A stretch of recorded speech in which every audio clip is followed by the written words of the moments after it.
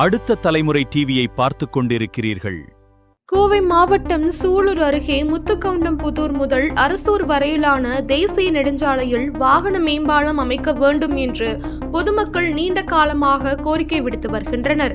ஆனால் நெடுஞ்சாலைத்துறையினர் மக்களின் கோரிக்கையை ஏற்காமல் ஒரு குறிப்பிட்ட தனியார் கல்லூரிக்காக மட்டும் நடை மேம்பாலம் அமைக்க முயற்சி செய்து வருகின்றனர்.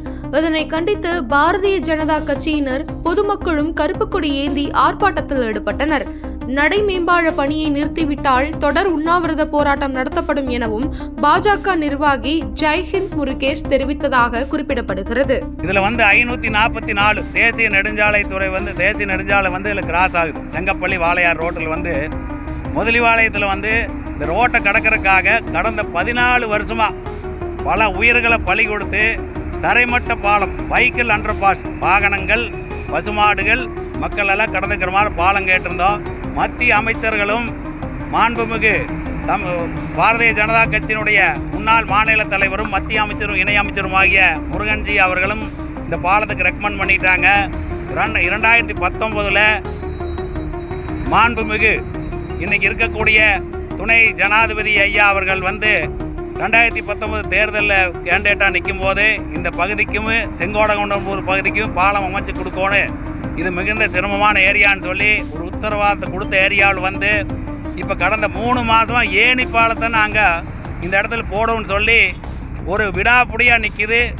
தேசிய நெடுஞ்சாலைத்துறையுடைய அதிகாரிக்கு மத்திய அமைச்சர்களும் மிகப்பெரிய தலைவர்களும் இந்த இடத்துல பாலத்தை அமைக்கிறதுக்கு ரெக்கமெண்ட் பண்ணி கூட கேட்காம கொண்டு இன்றைக்கி 3 மாதமாக இந்த இடத்துல ஒரு குழி தோண்டி வச்சுட்டு ஏணிப்பாலம் வேணும்னு சொல்கிறாங்க. நான் பப்ளிக் தடுக்கிறது, போயிடுறது, கான்ட்ராக்ட் கார் விட்டு மறுபடியும் கொண்டு வேலையை ஆரம்பிக்கிறது, இதே மிகப்பெரிய சிரமத்தில் இருக்கிறோம்.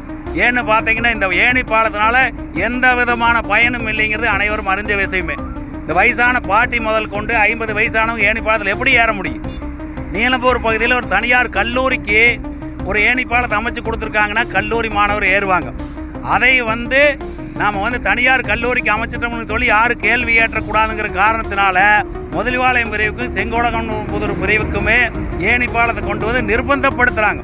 இதனால் மிக்சி சார்பாக உண்ணாவிரதம் இருக்கிறோம். உண்ணாவிரதமே தொடர் உண்ணாவிரதம் இருக்கலாம்னு இந்த நேரத்தில் நாங்கள் தெரிவிக்கிறோம். மேலும் இந்த குழியை உடனடியாக மூடணும். செங்கோடகுண்டம்புதூர் பிரிவு பகுதியிலும் அப்படித்தான் தரைமட்ட பாலம் வேணும்னு கேட்டிருந்தோம். அந்த இடத்துல குழியை தோண்டி விட்டுட்டு போனவங்க புலம்பெயர் தொழிலாளர் குடும்பத்தோடு குழியில் ஒரு 10 நாளைக்கு முன்னாடி விழுந்து அந்த குழந்தைக்கு எலும்பு முறிவு ஏற்பட்டு அந்த ஊரில் இருக்கிற மக்களுக்கு அவங்களுக்கு சாப்பாட்டுக்கு பணம் கொடுத்து ஊருக்கு அனுப்பி விட்டாங்க. ஒரு எந்த விதமான பாதுகாப்புமே இல்லாமல் குழியை தோண்டி விட்டு போனால் அந்த தேசிய நெடுஞ்சாலைத்துறை அதிகாரிகளும் அந்த கான்ட்ராக்டுக்காரர் மேல் நடவடிக்கை எடுக்கணும்னு இந்த நேரத்தில் நாங்கள் கோரிக்கை வைக்கிறோம்.